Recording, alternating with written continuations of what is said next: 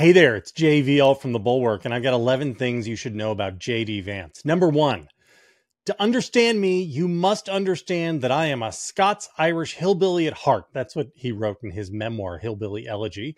He then goes on to say, we do not like outsiders or people who are different from us, whether the difference lies in how they look, how they act, or most importantly, how they talk. Number two, J.D. Vance went to Yale Law School, which I guess is a perfectly understandable thing if you're a Scots-Irish hillbilly. While he was at Yale, he met Amy Chah. You may remember her as the insane tiger mother lady who wrote that book about making her children desperately unhappy so that they could get into better colleges or something. She took him under her wing and suggested that he, mid-20s hillbilly, should write a memoir, which is like the most millennial thing ever. A memoir of his life as somebody who had never done anything or held a job just because he was at Yale Law School. Awesome. Number three, also at Yale Law School, he met Peter Thiel, the tech investor billionaire, which leads us to number four. I'm sorry, but we have to do an entire aside on Peter Thiel. Peter Thiel is gay, which is great for him. I'm super happy about that. Maybe not such a welcome thing in the Scots-Irish hollers of Kentucky, where J.D. Vance hails from, but I don't know. He's also crazy rich. He's worth about $10 billion. Emphasis, though, here's on the crazy. Peter Thiel is into seasteading. Seasteading is this old libertarian fantasy from the 1970s in which the idea was that real John Galt types could go out and form their own nation states by building land masses in international waters where the Ubermenches could then come up with their own laws and not be bound by the society of suckers and glommers-on, which have ruined liberalism, I guess, or something. Also, Peter Thiel, crazy interested in life extension. He does not want to die, thinks that nobody should want to die, and he is terrified of death. He's put millions of dollars into life extension startups and has talked about how he is super interested in parabiosis. Parabiosis?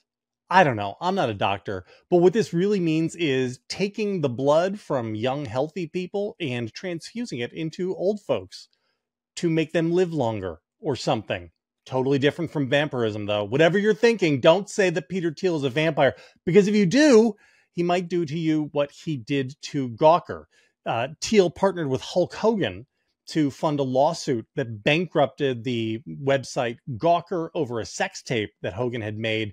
I regret to inform you that in said tape, Hulk Hogan neither said his prayers nor ate his vitamins.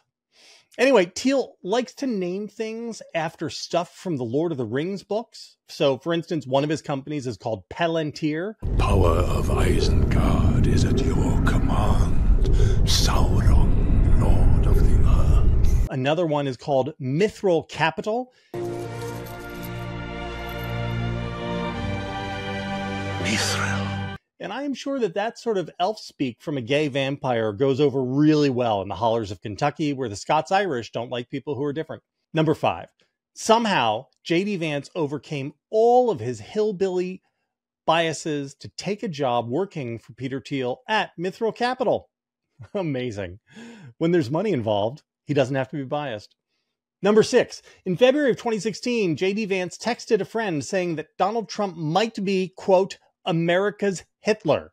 Number seven, in July of 2016, Vance wrote that Trump was heroin for the types of poor white people that he grew up with. Number eight, in October 2016, Vance said, I'm a never Trump guy. I'm a never Trump guy. I never liked him. He said that to Charlie Rose on PBS, you know, which is what all the hillbillies watch. Number nine, in 2019, Vance founded his own venture capital firm, and he named it Naria. What is Naria, you may be wondering to yourself? Oh, well, that's also from Lord of the Rings. The Naria is the Ring of Fire. And it's one of the three rings of power that Sauron made for the elves. And owning a venture capital firm named for a pretend elf ring is a very Scots-Irish white working class thing to do, just in case you were interested. Number 10, in 2022, Vance decided that he was going to run for Senate. And Peter Thiel spent $15 million on Vance's campaign. That is more money than any one person has ever spent on a single Senate campaign.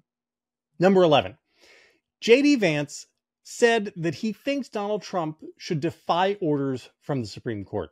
Let's go back in time a little bit to a podcast appearance JD Vance made, and I'm just going to read you the clip here because I think it's maybe the kind of thing that's important for people to know about the guy who has been nominated to the vice presidency.